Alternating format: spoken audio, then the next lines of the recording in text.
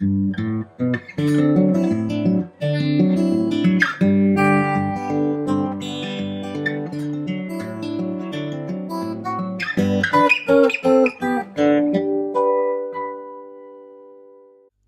to the step Personnel of InnoverUK's CE Wizard. As you are still a free user, we have skipped one of the key steps in this CE Wizard, a step where we set up the structure for your factory production control system's documentation and download the most important file in your FPC system, the FPC manual. But don't worry, you can still go over this step even though we have skipped these things. If you want to get an idea of what you're missing, we have included a sample FPC manual in the step-by-step instructions that you can download for free. I recommend that you download the FPC manual, and from there, you can see how the FPC manual is designed, what kind of things we go over, and so on. But just remember, if you decide to purchase this CE Wizard, you will be able to set up your FPC system properly, download all files mentioned in this training, and ultimately CE mark your products. In this step, we go over the requirements that deal with controlling your company's personnel. In short, the standard requires that you name the person who is responsible for the FPC system, define all responsibilities, authority, and relationship between your employees, and make sure that your employees have appropriate qualifications to perform their work. In this particular standard, it is important to note that there are some minimum qualification requirements for your employees who perform some key tasks.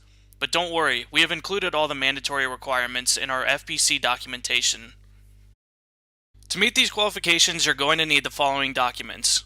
First, the FPC Manual Sections 1 and 3.1. 2. Personnel qualifications and organization, and 3. The training document. As a first step, go ahead and download the 3 new documents from the right sidebar that have been made available in this step. After you have downloaded the files, move the Personnel Qualifications and Organization into the folder Personnel. In this folder, we will store everything that has anything to do with human resources. Now, when we have some mandatory qualification requirements, we will store the proof that your employees are qualified in this folder too. As for the training document, place it into the folder D Quality Documents. Here we will store all the quality documents that need to be filled so you can prove to your stakeholders that you are actually doing what you claim you are. In this case, the training document can be used to prove that you have trained your new employees for their work and that they have familiarized themselves with the FPC system. But now open your FPC manual and navigate to Section 1. Here we name the person who will be responsible for your FPC system. If you have several locations, name someone to be responsible for each location. And naturally, if you want to, this can be the same employee. In most cases, this employee is also responsible for the CE markings. But if you think that this is too much for one employee to handle, you can name another employee to be CE responsible. After this, navigate to Section 3.1, where we have included a section that describes how you're planning to control your company's human resources. You'll probably notice that this section, like a majority of your FPC manual, doesn't require any major modifications at all. It's specific enough to meet the standards requirement, but at the same time generic enough so that we're able to guess how your company operates. Now we need to fill out the organization chart that we use to define the relationship between your employees. There isn't really any proper way to do this, but a good way is to place the name of the employee in the box who is in charge of the specific function. If you want to, you can always add more boxes both horizontally and vertically. These new boxes can include totally new tasks like billing or go into more detail like cutting, assembly, and final inspection under manufacturing. After you're done, the chart should look something like this. After you've filled out the organization chart, make sure that the responsibilities in the table below are correct. Here the key is to make sure that you define the employees who are responsible to intervene if there are non-conformities. It's recommended that you authorize, and at the same time require every single employee to intervene if there are any major nonconformities. In a way, we have included this table just to support what we will do in the file Personnel Qualifications and Organization. As one of the standard's mandatory requirements is to keep track of your employees' qualifications and experience, we have added a mention of this in the FPC manual just below the table. In addition, you may notice that we have included sections in the FPC manual for identification of training needs, and training of new employees. But we are not going to go over this in the training video. These are highly recommended and are here in a way to remind you that you must make sure all of your employees are qualified and teach new employees how the FPC system works. Now you can save and close the FPC manual as we're done with it. Next, navigate to the file that we previously downloaded called Personnel Qualifications and Organization. This document consists of a few tables that are used to control your employees' authority and responsibilities, qualifications, and trainings. In addition, we'll use this document to control and approve those subcontractors who aren't going to CE mark their products.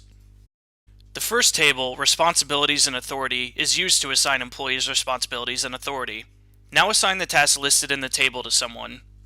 Naturally, you don't need to list each employee here, just the ones who have the ultimate responsibility of the given task. Also include one or more assistants for each task. If you don't know who the party responsible employee is, think of it like this. If the responsible person is on vacation, who will be the one covering for them? You can basically do this any way you choose, and after you're done, it should look something like this. The second table, Own Staff, is used to list your employees and record their experience and qualifications. Now list each and every employee who participates in one way or another in the order to delivery process. This includes design engineers, buyers, managers, human resource department, etc. Technically, just list everyone here. The listing should look something like this. You might wonder what qualifications you should write down on the last columns. I ask you to leave these blank at this point, as we will need to check the minimum qualification requirements first. After that, you can fill in the last columns. Next, open the other file called Qualification Requirements. We have made this file because the standards require you to define qualification requirements for key tasks and then make sure that your employees are qualified to perform them. In this case, however, you cannot freely define all qualification requirements as the standard sets the minimum qualification requirement. We have included all standard mandated qualification requirements in this single document, and it's your job to ensure that your employees are qualified.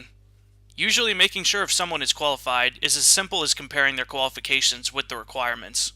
If everything is okay, then you're all set. But if they're not qualified enough, then you must organize internal trainings or send your employees to get necessary certificates to achieve the required level of qualification.